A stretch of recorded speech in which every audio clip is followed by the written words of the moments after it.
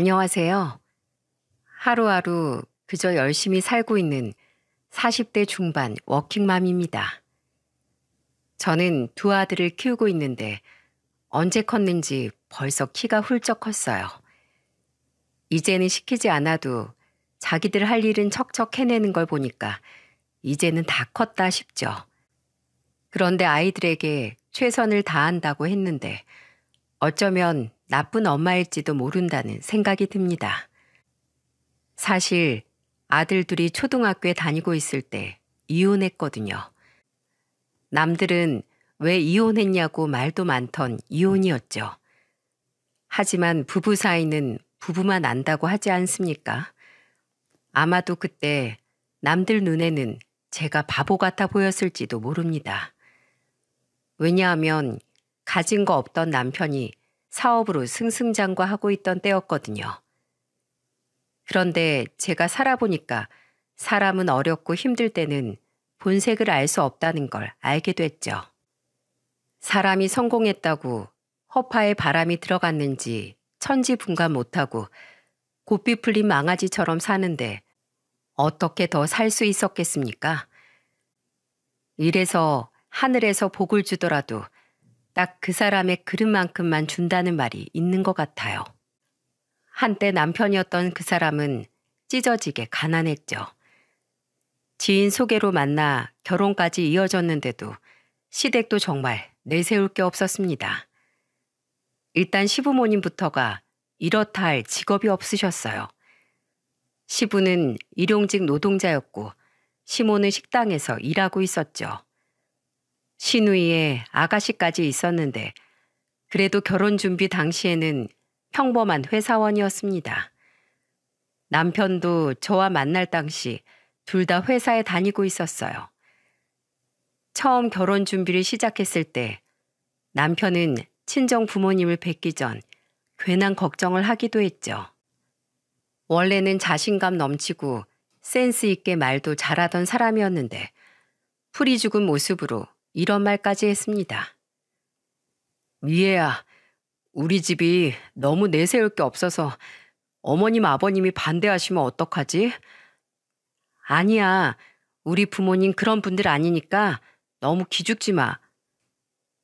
친정이 잘 살았던 건 아닌데 시댁 형편이 안 좋다 보니까 남편이 괜한 걱정을 하는 거예요. 아버지가 공무원으로 오래 일하셔서 남편은 그런 점들이 신경 쓰였던 것 같았죠. 하지만 남편의 걱정과 달리 저희 부모님은 남편의 성실함을 아주 좋게 보셨습니다. 그때 아버지는 남편 어깨를 다독이면서 이런 말씀도 해주셨어요. 어려운 환경에서 포기하지 않고 이겨낸 마음이 중요한 거지. 그리고 고생해본 사람이 나중에 일어서는 법도 아는 거야. 100세 인생인데 한평생 탄탄대로 살 수 있겠어? 그러니까 지금처럼 성실하게 산다고 약속만 한다면 난 이 결혼 찬성이야. 장모님, 장인어른, 걱정 붙들어 매십시오. 제가 반드시 멋진 가장으로 잘 살아보겠습니다. 남편의 뜬금없던 우렁찬 다짐에 부모님이랑 한바탕 배를 잡고 웃었죠. 가진 건 없어도 늘 자신감 있고 패기 있는 사람이었어요. 그리고 사람을 잘 상대할 줄 아는 사람이라서 회사에서도 윗사람들 눈에 들기도 했습니다. 그래서 지금은 부족해도 비전 있는 사람이라고 생각했죠. 그리고 결혼할 때도 저와 남편은 집안에 손 벌리지 않고 각자 모은 돈으로 형편에 맞게 시작하기로 했어요. 당시 남편 2천만 원, 저 2천만 원을 합쳐서 보증금 4천만 원짜리 월세방에서 신혼생활을 시작했답니다. 지금 생각해보면 정말 아무것도 없이 시작한 결혼 생활이었죠. 그래도 살면서 조금씩 살림 늘려가는 재미도 쏠쏠했어요. 하지만 문제는 남편이 점점 회사 생활을 힘들어하는 게 보여서 걱정이 많았습니다.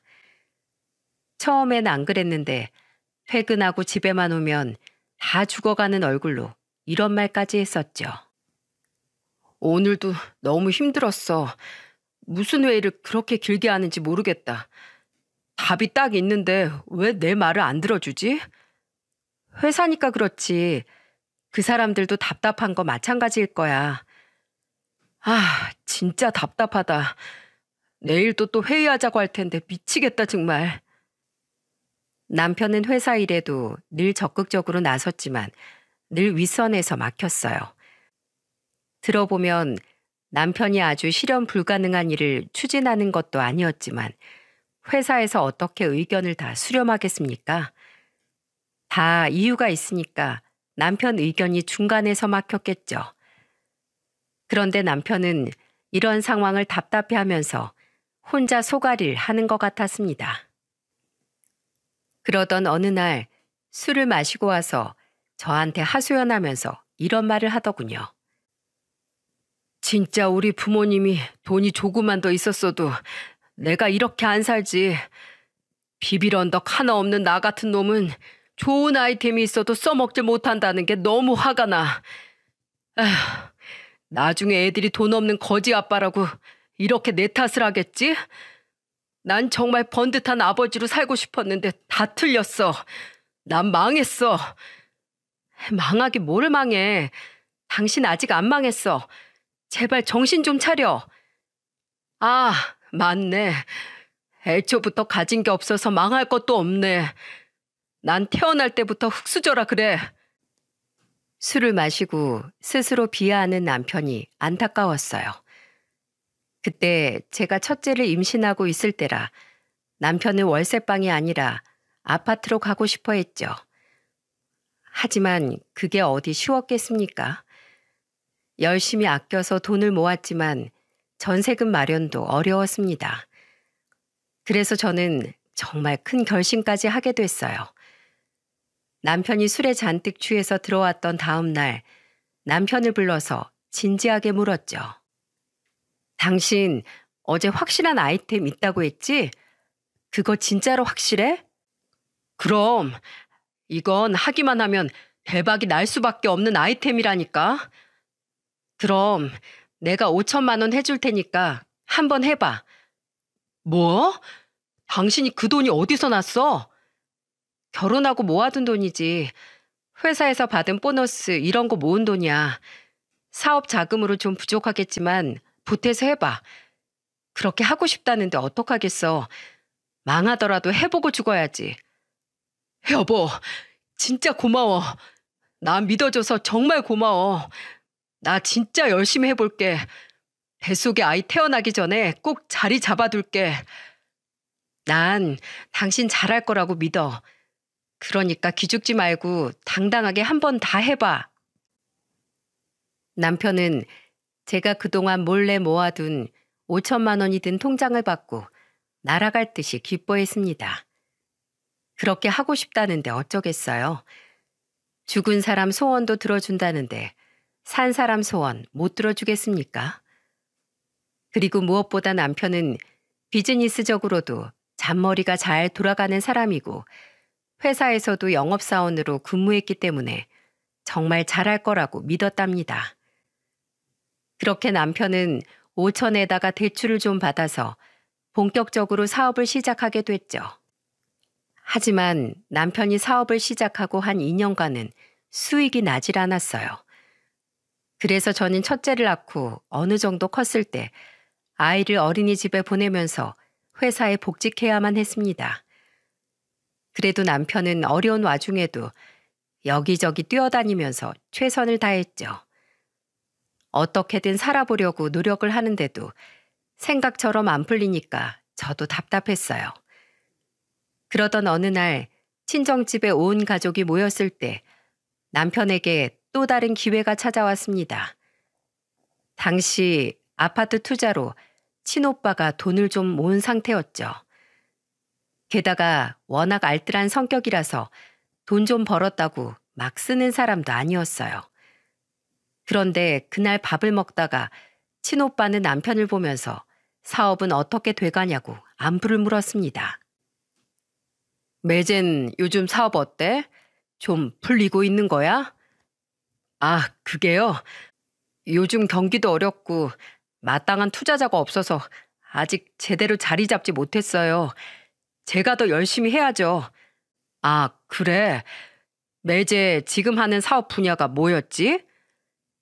친오빠는 갑자기 남편이 하던 사업에 관심을 보이기 시작했죠. 그리고 밥을 다 먹고 둘이서만 이런저런 이야기를 나누더니 친오빠가 남편 사업에 투자를 하겠다고 했어요. 저는 그때 너무 놀라 오빠를 보면서 물었습니다. 1억 5천이나 투자한다고? 세연이도 알고 있는 거야? 그럼 세연이도 다 알아. 내가 방금 매제랑 대화해보니까 충분히 사업성 있어. 나도 다 생각이 있어서 투자하는 거야. 네가 내 동생이라서 무작정 하는 게 아니라고. 친오빠는 결혼한 지 10년도 넘어 조카들도 많이 큰 상태였죠. 그래서 여유 자금이 있다 보니 남편의 사업성만 보고 1억 5천을 투자하겠다고 결심을 했던 겁니다. 저는 고마우면서도 한편으로는 좀 불안하기도 했어요. 그런데 이런 제 걱정과 달리 정말로 남편 사업이 잘 되기 시작했죠. 진짜 투자만 확실하면 제대로 자리 잡을 수 있다는 남편의 말이 사실이었던 겁니다. 그 후 저희는 결혼 4년 만에 아파트도 장만하고 둘째까지 낳고 살게 됐어요. 그토록 남편이 바라던 자식들에게 멋진 아빠가 된 거죠. 그리고 사업이 승승장구하면서 친오빠에게 받았던 투자금에 적당한 대가까지 붙여서 갚았어요. 그러면서 남편은 친오빠에게 이런 말까지 했습니다. 형님, 정말 감사합니다. 저 이 은혜 절대 잊지 않을게요. 형님이 그때 절 믿어주지 않았으면 제 사업 이만큼 오지도 못했어요. 다 매제가 잘해서 그런 거지. 앞으로 정말 잘해봐. 이럴 때수록 신중하게 꾸려가는 게 중요해. 네, 꼭 명심하겠습니다. 정말 감사드립니다. 남편은 친오빠의 손을 꼭 잡으면서 고맙다는 말을 했어요. 그때 오빠 손을 잡고 은혜 잊지 않겠다던 남편은 그 후 어떻게 됐는 줄 아십니까? 처음에는 사업이 잘 되니까 일할만 난다면서 열심히 일하긴 했죠. 그런데 그 후로도 몇 년 지나자 이제는 사업이 안정기에 접어들었다고 생각했는지 맨날 골프만 치러 다니는 겁니다. 저는 골프채나 다른 장비가 그렇게 비싸다는 걸 그때 남편 카드 내역서를 보고 알게 됐어요. 이제는 저한테 묻지도 않고 카드를 몇백만 원씩 긁고 다니길래 저는 남편한테 카드 내역서를 들이밀면서 말했죠. 당신, 이게 다 뭐야? 이제 사업 때려치우고 골프 선수 하기로 한 거야? 무슨 골프채에다가 공에다가 이게 대체 다 얼마야? 에이, 뭘 그걸 가지고 그래? 내가 그래도 사업하는 사람인데 골프 치러 갈 때 중저가 브랜드 사야겠어? 거래처 사람들이 날 뭐라고 생각하겠어? 골프 치러 갈 때마다 이렇게 사면 그 돈을 다 어떻게 감당하려고? 그리고 당신 돈은 안 모을 거야? 내가 돈을 왜 모아? 우리 회사 매출이 얼만데?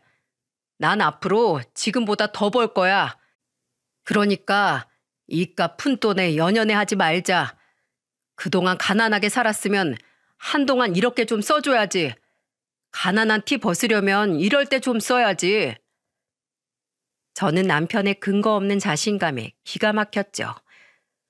월급쟁이도 아니고 앞으로 자기가 얼마나 벌 줄 알고 이렇게 돈을 물 쓰듯이 다 써버리는지 이해가 안 갔어요. 그리고 그놈의 가난한 티 벗겠다고 한동안 아주 백화점을 구멍가게 가는 것처럼 가기 시작했습니다. 그때 큰아들이 유치원생이었는데 고가의 아동복을 사겠다고 우기기 시작했죠. 남자애들 유치원 다닐 때 하루가 다르게 크지 않습니까? 어차피 비싼 거 사봐야 한 달도 못 입을 텐데 남편은 고가 브랜드 옷을 계산하려고 했어요. 그래서 그런 남편을 보면서 답답한 얼굴로 말했습니다. 누가 유치원 다닌 남자의 옷을 80만 원짜리 사 입혀? 당신 미쳤어? 남들이 안 입으면 우리 아들이 입으면 되는 거지. 뭐가 문제야? 이거 입혀서 보내도 이틀도 안 지나서 여기저기 얼룩 묻고 금방 더러워져. 이거 놓고 그냥 다른 거 여러 벌 사러 가자. 아니, 난 우리 아들 꼭 이거 입혀서 유치원 데리고 갈 거야. 아빠가 사장인데 아들이 이 정도 입을 수도 있는 거지. 나 사장이야, 왜 이래? 제가 남편을 아무리 말려도 막무가내였죠. 진짜 돈 한 푼 없어서 월세 살던 시절이 엊그제 같은데 남편은 아이들한테까지도 비싼 것만 입히겠다고 고집을 부렸어요. 처음에는 사업이 이제 막 잘 됐으니까 성공에 취해서 잠깐 이러다 말겠지 생각했습니다. 하지만 남편의 과소비는 1년 뒤에도 멈추질 않았죠. 그러다 시모 생신이라 시댁에 갔는데 남편이 시모 선물로 반지를 준비한 거예요. 남편은 자랑스럽게 꺼내면서 시모에게 이렇게 말하더군요. 엄마, 이 반지로 말할 것 같으면 명품 중에서 완전 최고급 명품 브랜드 반지야. 자, 손 한번 이리 내밀어 보세요. 어이구, 이 반지가 밥 먹여주냐? 사업 뭐 얼마나 잘 된다고 이런 걸 사와. 그냥 먹을 거나 사오지. 그리고 이런 건 네 마누라 사줘. 너 그렇게 떵떵거리고 사는 거 다 네 마누라 덕인 건 알고 있지? 그럼 알지. 아이 그래도 내가 머리를 잘 굴렸으니까 이렇게 된 거지. 됐어 이놈아. 네 마누라나 잘 모시고 살아. 우리 며느린 뭐 먹고 싶은 거 있니? 내가 너 온다고 삼겹살도 사놨는데. 시모는 그때 저한테 남편보다도 잘 챙겨주셨어요. 항상 저만 보면 집안에 사람이 잘 들어와서 일이 잘 풀리는 거라고 하셨죠. 그리고 남편 사업 규모를 잘 모르시는 건지 늘 남편이 좀 비싼 걸 사왔다 싶으면 화부터 내셨습니다. 그때도 몸빼바지 입고 명품 반지만 끼고 있으면 뭐하냐고 당장 가서 환불받으라고 호통을 치셨어요. 그래도 시모라도 저렇게 단호하게 말해주니까 다행이라고 생각했죠.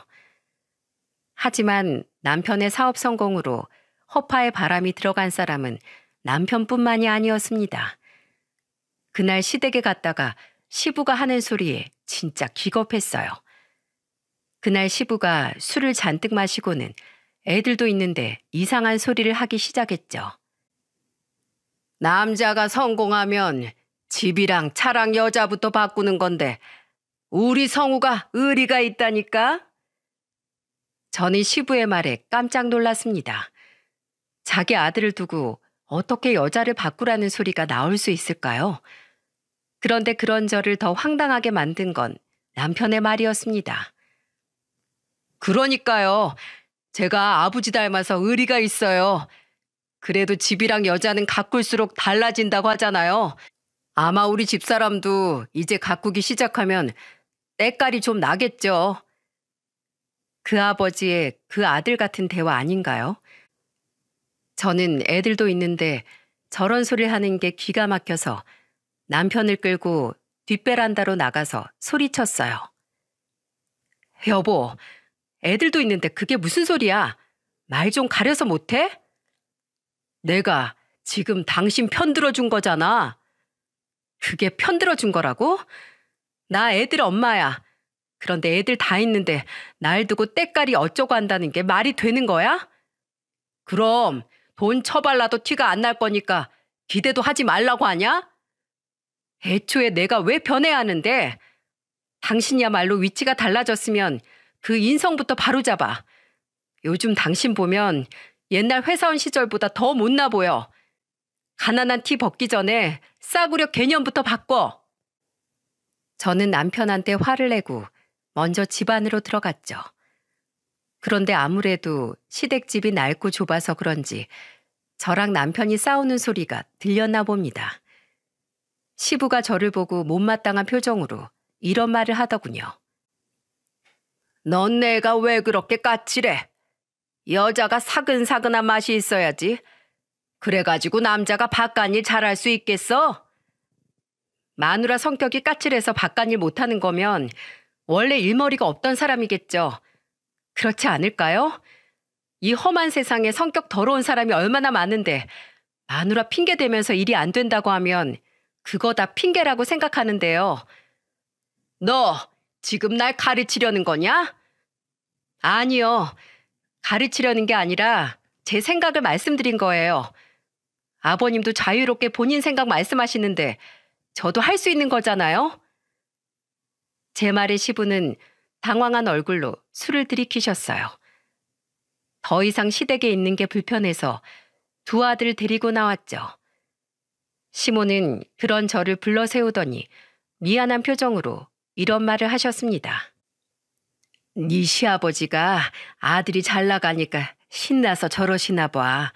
내가 사과할게. 그래도 애들이 있는데 말씀이 너무 지나치세요. 내가 다신 그러지 말라고 아마. 다 네 덕분에 잘 풀렸는데 미안하다. 시모는 항상 남편 잘 된 게 제 덕분이라면서 저를 위해 주셨죠. 그때 제 심정이 어땠는 줄 아십니까? 저놈의 사업을 왜 밀어줬을까 후회스러웠습니다. 주변에서는 남편 사업 대박 나서 좋겠다면서 이제 사모님이냐고 부러워했지만 현실은 달랐어요. 그놈의 사업 시작하고 나서부터 매일같이 술을 퍼마시러 다녔는데 취해서 들어오는 꼴도 보기 싫었죠. 게다가 술집도 꼭 여자 나오는 술집만 가는지 맨날 여자 향수에 화장품 자국까지 잔뜩 묻혀서 들어오는 겁니다. 그래서 저는 남편이 아무렇게나 벗어둔 셔츠를 가위로 다 찢어버리면서 화를 냈습니다. 술을 마시러 갔으면 술만 마셔. 왜 이상한 술집으로 가서 셔츠에 이런 자국이나 묻혀서 들어오는 건데 보라고 그러는 거야? 미쳤어? 그 셔츠가 얼마짜린 줄 알아? 지금 이깟 셔츠가 중요해? 당신 돈 많다며 다시 사. 당신이 이러니까 내가 고분고분 술 따라주는 여자 있는 술집에 가는 거야. 알겠어? 남편은 마누라 하기 나름이야. 내조는 괜히 있는 줄 알아? 회사 편하게 다니면서 집안일도 대충대충 하는 당신이 사업하는 내 심정을 알겠어? 비아냥거리는 말투로 개소리하는 남편을 보니까 정말 고삐 풀린 망아지가 됐구나 싶었죠. 그래서 저는 남편을 보면서 이렇게 말했습니다. 내가 내조를 안 한다고? 그래, 그럼 앞으로 당신 입고 먹고 자는 거 다 알아서 하고 다녀봐. 다 대충 하는 내가 하는 거 성에 안 차는 것 같은데 야무진 당신이 어디 해보라고. 그래. 내가 뭘 해도 잘해. 자기가 더 잘할 거라며 큰 소리 떵떵 친 남편놈. 어떻게 됐는 줄 아십니까? 한 일주일 정도 빨래도 남편 옷은 다 빼고 했죠. 그랬더니 얼마 버티지도 못하고 저한테 이러더군요. 뭐야? 진짜로 내 옷만 다 그냥 모아둔 거야? 야무진 당신이 한다면서? 와, 진짜 어이가 없네. 회사에서 몇 푼이나 벌어온다고 이깟 빨래 하나로 유세를 떠냐? 유세를 떨어? 그러는 당신은 맨날 셔츠에 다른 여자 흔적이나 묻혀오는데 내가 왜 그걸 다 손수 세탁까지 해줘야 되는데? 내가 주는 생활비에 그런 얼룩 지우는 돈도 포함된 거야. 내가 괜히 죽어라 사업하는 줄 알아? 지랄하네. 제대로 사업하는 사람들 한번 봐라. 어떤 사장이 맨날 술 마시고 골프나 치러 다니면서 일하는지 한번 눈 크게 뜨고 찾아봐. 10년도 누가 보면 50년 동안 대단한 사업이라도 한 줄 알겠네. 군뱅이가 주름 잡다. 옆구리 터진다. 남편 사업 시작하고 늘 이런 식으로 싸움만 늘어갔죠. 게다가 남편은 사업 핑계로 술집만 드나드는데 제가 좋을 게 있겠습니까? 그래서 남편과 한 지붕 아래 같이 살아도 멀어져만 갔습니다. 그런데 결혼하고 6년 차에 정말 대박 사건이 터진 겁니다. 홈쇼핑을 보다가 좋은 물건이 있길래 시댁 주소로 배송을 보냈던 적이 있었죠. 그런데 택배가 반송됐다고 연락이 왔는데 그 주소에 받는 분이 없다는 말을 듣게 된 거예요. 황당해서 바로 시댁으로 갔더니 그 집에 정말 시부모는 없었습니다. 바로 남편한테 전화를 걸어서 자초지종을 물었죠. 그랬더니 남편이 저한테 아주 뻔뻔한 목소리로 이렇게 말했어요. 아, 내가 새 아파트로 이사해드렸는데 왜? 뭐? 시댁에 아파트를 해줬다고? 당신이? 누구 명의로? 당연히 우리 부모님 공동명의지. 이제 나도 그 정도는 해드릴 만큼 벌잖아. 뭐가 문제야? 연세도 있는데 언제까지 그 낡은 빌라에 모셔야겠어? 이럴 때 효도하는 거지. 당신 그 사업 누가 시켜줬는데? 사업 미천 따지고 보면 나랑 우리 오빠가 해준 돈이잖아. 그때 은혜 잊지 않겠다면서. 그래서 투자금 다 갚았잖아. 내가 잊지 않겠다고 했지. 언제 은혜 갚겠다고 했냐? 진짜 상도덕이라는 게 없어? 나 같으면 아무것도 없는 놈 믿어준 게 고마워서라도 챙겼을 거야. 그런데 나랑 상의 한마디 없이 시댁에 아파트를 해줘? 야, 네가 준 5천만 원 내가 준다. 주면 될 거 아니야. 뭐야? 너 지금 말 다 했어? 나도 이제 더는 못 참아. 와, 이건 또 무슨 논리인지 정말 기가 막히더군요. 남편 믿고 사업 밀어준 친정인데 효도는 시댁에만 하는 남편 어떻게 생각하시나요? 그동안 남편은 사업이 잘 되고 나서부터 처가는 아예 거들떠도 안 봤죠. 그래서 제가 더 화가 났던 겁니다. 그런데 남편한테 제가 전화를 했을 때 옆에 시모가 있었나 봐요. 갑자기 전화를 뺏어들더니 저한테 역정을 내면서 이런 말까지 하셨죠. 야, 내 아들이 나한테 효도하겠다는데 뭐? 왜? 뭐가 문제야? 꼴랑 5천 투자해놓고 목소리가 아주 하늘을 찌르네. 네가 못 참으면 어쩔 건데? 5천 받고 그냥 떨어져. 너 같은 거랑 사느니 혼자 사는 게 100번 낫지. 내 아들 잡아먹는 소리 하지 말고 갈라서 그냥. 그게 마음대로 될 것 같아요? 뭘 해도 당신들 뜻대로 풀리게 안 둘 테니까 두고 봐요. 시모의 말에 저도 이판사판이었습니다. 그동안 제 편을 들던 시모도 몇 년 전부터는 저만 보면 아주 꼬투리 잡으려고 혈안이 된 사람 같았어요. 알고 보니까 시모가 달라진 시점이 바로 신축 아파트 계약했던 날이었죠. 아무리 사람이 간사하다지만 정말 너무한 거 아닙니까? 애초에 남편 믿고 밀어준 사람들은 친정이었는데 이렇게 저희 식구들만 쏙 빼놓고 시댁만 챙기는 남편이 괘씸하기까지 하더라고요. 정말 남편이 아니라 머리 검은 짐승이었나 싶었죠. 그런데 정말 어이없게도 시모는 정말 저를 남편과 이혼시키려고 작정한 사람처럼 일을 가기 시작했어요. 한 번은 제가 애들을 데리고 집에 들어가고 있는데 웬 용달차 한 대가 오래된 냉장고, TV를 싣고 오더니 엘리베이터로 옮기고 있는 겁니다. 그런데 오래된 가전제품이 저희 층에서 내리는 거 있죠? 그래서 저는 옮기던 아저씨를 붙잡고 다급하게 물어봤어요. 아저씨, 이거 왜 이 집으로 가요? 저희 집이에요. 이거 어머니께서 며느리 주는 거라고 하시던데요. 팔던지 쓰던지 알아서 하라고 하면서 보내셨어요. 글쎄 시모가 고물 같은 가전제품을 저희 집으로 보낸 겁니다. 5천만 원 주겠다더니 쓰던 고물을 보낸 거예요. 어이가 없어서 뛰는 놈 위에 나는 놈 있다는 걸 보여줬죠. 마침 버리려던 전자레인지가 있어서 전자레인지에 헌옷까지 싹 모아서 보냈습니다. 물론 그 심부름센터 직원분께 정중히 말씀드리고 돈도 2배로 드렸고요. 그리고 시모가 뭐라 해도 절대 다시 안 오셔도 된다고 신신당부했죠. 그랬더니 그분들도 흔쾌히 돈을 받고 가셨습니다. 그랬더니 시모는 화를 내면서 전화하더니 이렇게 말했어요. 야, 너 돈 받기 싫어? 내가 보낸 걸 왜 다시 보내? 그리고 이 고물이랑 헌옷은 뭔데? 어머님 아들 하고 다니는 거 보니까 곧 망하겠어요. 그러니까 그때 대비해서 잘 보관해 두세요. 뭐야? 어디서 재수 없는 소리를 하고 앉아 있어? 네가 그래서 며느리감으로 안 된다는 거야? 남편 앞길 막지 말고 어여 이혼해. 우리 아들 이혼해도 눈 하나 깜짝 안 해. 너랑 헤어져도 여자들이 줄을 설 거다. 아, 네. 어디 한번 줄 세워 보세요.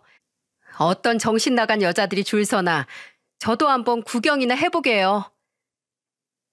하도 어이가 없는 소리만 하길래 전화를 끊어버렸죠.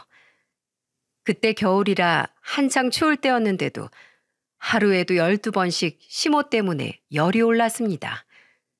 그런데 그날 시모가 남편까지 대동해서 아주 작정을 하고 저희 집으로 왔더군요. 저는 아이들을 유치원에 보내놓고 청소 중에 분리수거하려고 나왔다가 아파트 입구에서 딱 마주쳤죠. 그때 시모가 밍크 코트에 명품 가방까지 들고 쫓아왔더라고요. 딱 봐도 남편 놈이 시모만 사다 준 게 확실해 보였습니다. 누가 봐도 졸부 같은 패션으로 온 시모가 쓰레기를 들고 있는 저를 보고 화를 내며 말했습니다. 야, 너 진짜 곱게 안 떨어져? 잘 나가는 내 아들 앞길 막지 말고 말로 할 때 떨어지라고. 당장 이혼해. 시모가 목청 터지게 소리치는 바람에 동네 사람들이 전부 수근거리면서 쳐다보기 시작했습니다. 남편 놈과 시모까지 합세해 하도 정 떨어지는 짓만 골라 하길래 저야말로 바로 도장 찍고 싶은 심정이었어요. 그런데 이렇게 동네방네 소리 지르면서 화를 내는데 곱게 이혼 못하게 하는 사람은 시모 아닙니까? 결국 저도 그 자리에서 시모를 보며 소리쳤죠. 네, 안 그래도 더 이상은 수준 떨어져서 못 살겠네요. 어머님 아들 저런 정신 상태면 앞으로 5년 안에 쫄딱 망할 거예요. 지금 저 사람 사업 아니고 여자에 미쳐 있어요. 그거 알긴 하세요? 남자가 큰일 하다 보면 다 그런 거지. 그런 것도 이해 못해? 사모님 소리 듣기가 어디 쉬운 줄 알아? 어디서 재수없게 지금 그딴 소리를 짓거리고 있어? 그 엄마의 그 아들이라더니 한심하네요. 밍크 코트 입고 명품 가방 든다고 사랑까지 다 명품 되는 줄 아세요? 그리고 그 명품 가방 짝퉁이에요. 뭐? 너 같은 게 명품을 알아? 우리 아들이 나한테 짝퉁을 왜 사줘? 가방 이름 좀 봐요. 거꾸로 붙었네요. 내가 그랬죠? 정신이 지금 다른 데 다 팔려 있다고요. 아마 그 가방 진짜는 딴 년이 들고 다닐 겁니다. 아주 100% 확신해요. 뭐야? 이 고약한 년이 뭐라고 씨부리는 거야? 그러더니 시모는 정말 성난 황소처럼 저한테 성큼성큼 빠른 걸음으로 오더니 저를 밀쳐버릴 기세였어요. 순식간에 제 앞까지 온 시모는 팔로 제 어깨를 확 쳤고 순간 중심을 잃고 쓰러질 뻔한 저는 손에 있던 걸 놓쳐버렸죠. 그리고 넘어지지 않으려고 팔을 허공에서 허우적거리다 시모의 밍크 코트를 잡아버렸습니다. 그런데 그 순간 밍크 코트의 팔이 쫙 소리를 내면서 몸통에서 떨어져 버린 거예요. 그 순간 그걸 본 동네 사람들은 갑자기 크크거리면서 웃더니 이렇게 수근거리기 시작했죠. 무슨 밍크가 저렇게 약해? 저것도 짝퉁 아니요? 저 가방 정말 짝퉁이네. 저 아줌마 짝퉁인 거 몰랐나 봐. 아유, 저렇게 대놓고 티나는 거면 그냥 시장에서 사온 거 아니야? 아들이 짝퉁 사업하나 봐. 다행스럽게 저는 넘어지지 않았지만 시모는 꼴만 우스워졌죠. 알고 보니까 그 밍크 코트도 짝퉁이었답니다. 진짜 너무한 거 아닙니까? 그때 시모는 수군거리는 말을 들었는지 저를 보고 이를 악물고 이런 말을 했어요. 너 이혼 서류에 도장이나 곱게 찍어라. 알겠어?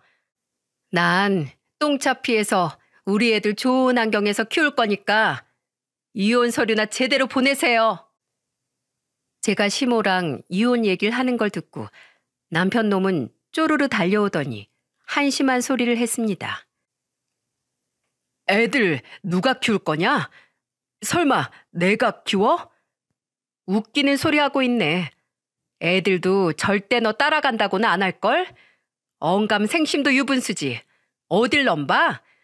더 개망신 당하기 싫으면 둘 다 가요. 정말 남편 놈의 태도에 진절머리가 나서 시모와 남편을 보면서 가라고 소리쳤죠. 그랬더니 시모는 떨어진 밍크코트 팔 하나를 들고는 가버렸어요. 그렇게 저는 남편 놈과 이혼하게 됐답니다.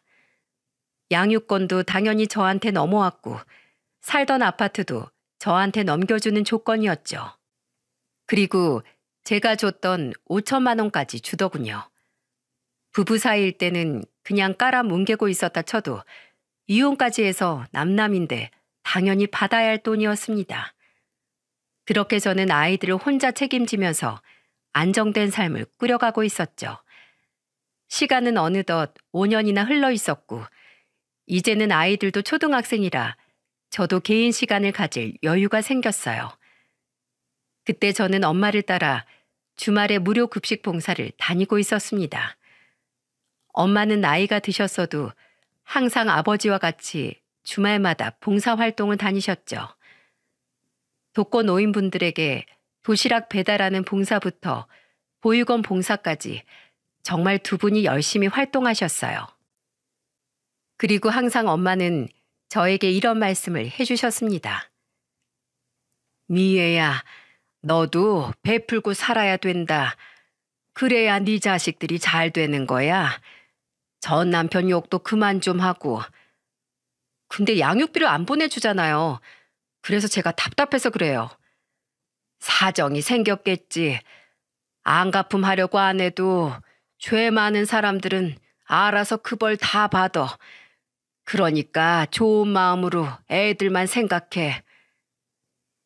그때 전 남편이 잘 보내던 양육비가 1년 전부터 뚝 끊겨서 화가 났었는데 엄마는 저한테 저런 말씀을 해주셨죠. 이런 어머니의 말씀이 제 가슴에 와닿았는지 저도 봉사활동에 나섰습니다. 그러던 어느 날 노숙자를 위한 무료 급식소에서 배식 봉사를 하는데 이상하게 낯익은 사람이 눈에 들어왔죠. 그때는 마스크 시국이 풀렸을 때라 사람들이 전부 마스크를 쓰고 있지 않았어요. 긴가민가한 생각에 자꾸 쳐다보게 됐는데 자세히 보니까 그 사람은 바로 전 시모였습니다.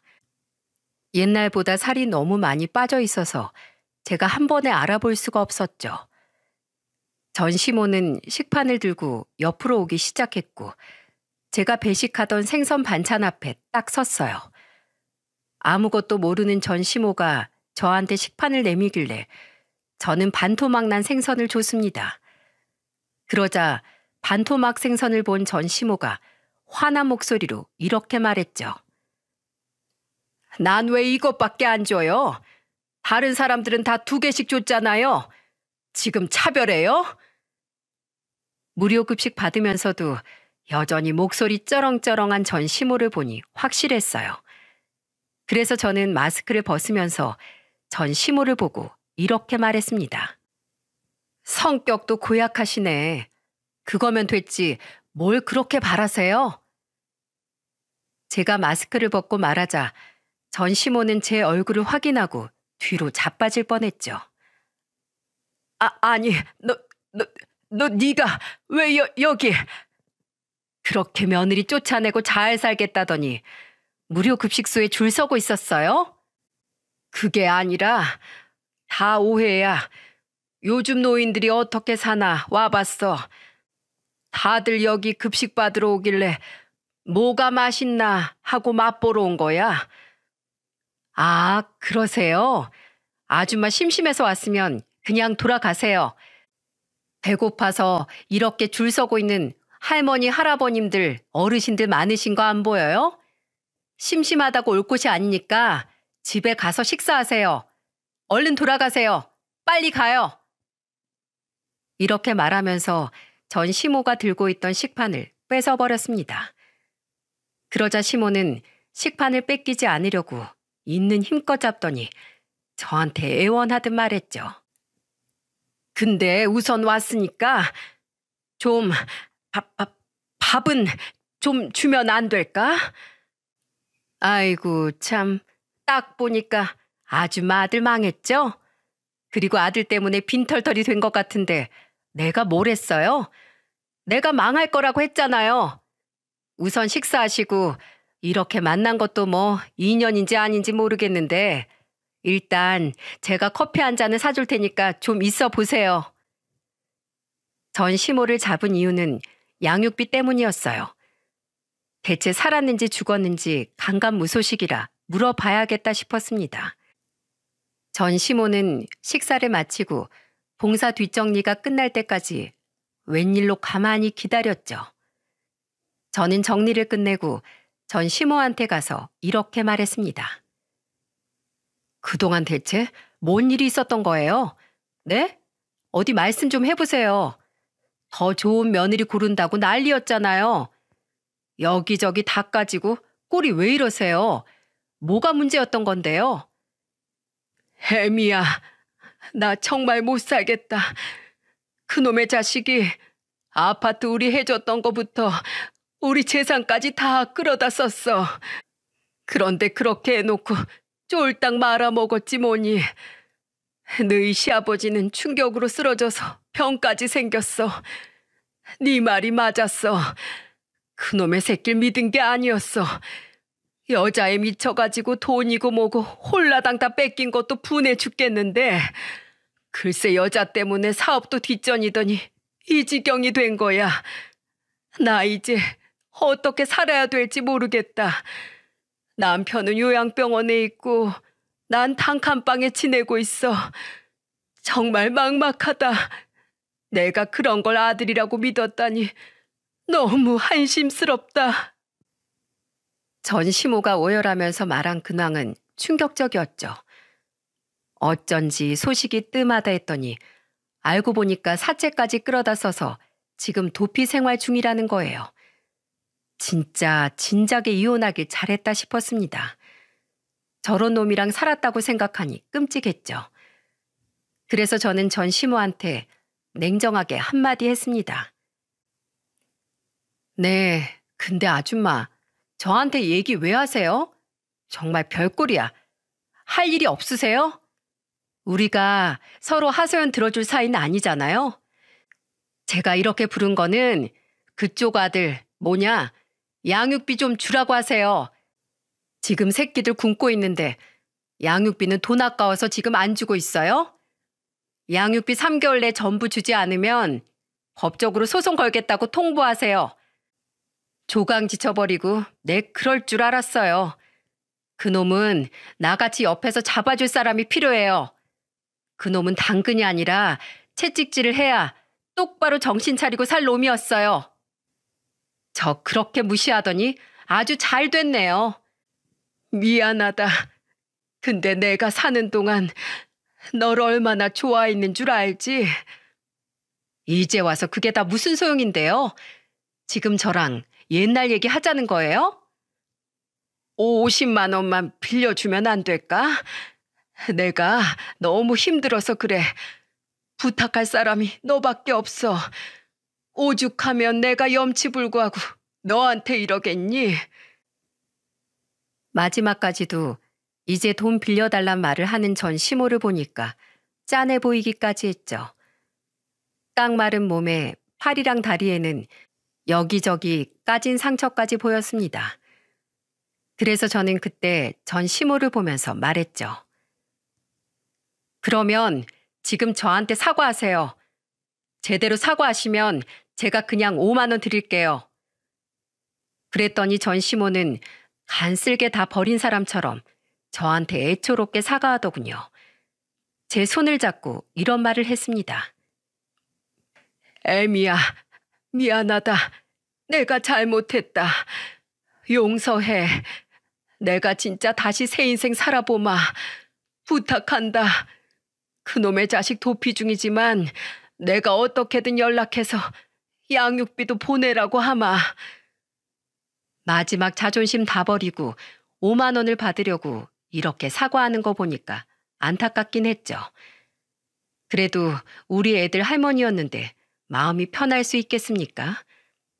솔직히 단 한 푼도 주고 싶지 않았지만 여기저기 다친 것 같길래 돈을 건네면서 말했습니다.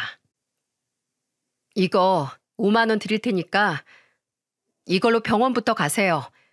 좋아서 드리는 거 아니에요. 애들 할머니라 내가 드리는 거니까 이거 받고 다시는 마주치지 맙시다. 그게 내 조건이에요. 아시겠어요? 그리고 그 인간한테 양육비 똑바로 보내라고 하세요. 빨리 병원부터 가보세요. 제 말에 전 시모는 얼른 돈을 뺏어들더니 고개까지 숙이고 사라졌어요. 마지막에 고개 숙이면서 가는 전 시모의 모습이 그동안 인생을 보여주는 것 같아 씁쓸했죠. 그때 기억은 이제 저도 기억 저편에 묻어두고 다시 일상을 살아가고 있습니다. 하루하루 성실하게 직장 다니면서 애들 학교 보내면서 살고 있죠. 요즘도 부모님과 같이 틈틈이 봉사활동을 하고 있어요. 두 아들이 좀 더 크면 나중에는 같이 다녀볼 생각입니다. 사람은 살다 보면 한 번씩 인생에 위기가 찾아오죠. 그럴 때 주위에서 손을 내밀어 준다면 참 고마울 거예요. 하지만 사람이 천지분간 못하고 살면 지금 내 옆에 있는 사람이 정말 도움이 되는 사람인지 못 알아보는 것 같습니다. 하지만 어쩌겠습니까? 사람 볼 줄 모르는 것도 그 사람 복이겠죠. 하늘은 각자 그릇에 맞는 복을 내려준다고 생각해요. 제 전 남편은 어쩌다 운 좋게 분에 넘치는 행운을 잡았지만 그릇이 간장종지만 해서 결국 다 놓쳐버렸던 겁니다. 그러니까 여러분들은 기회가 왔을 때 꼭 잡기 위해서라도 늘 좋은 마음으로 주변을 잘 살펴보시길 바랍니다. 아마 여러분들에게 귀인 될 사람이 한 명쯤 다 있겠죠. 좋은 마음으로 사는 사람에게 복이 찾아온다는 말이 있지 않습니까? 아마 평소 많이 베푸셨다면 곧 행운이 찾아올 거라고 믿습니다. 저런 별것도 아닌 한심한 전 남편도 저런 분에 넘치는 행운을 잡았던 걸 보면 여러분들은 더 잘 사실 수 있을 거예요. 두 아들을 씩씩하게 키우고 있는 저에게 여러분의 많은 응원 부탁드립니다. 모두들 행복하세요.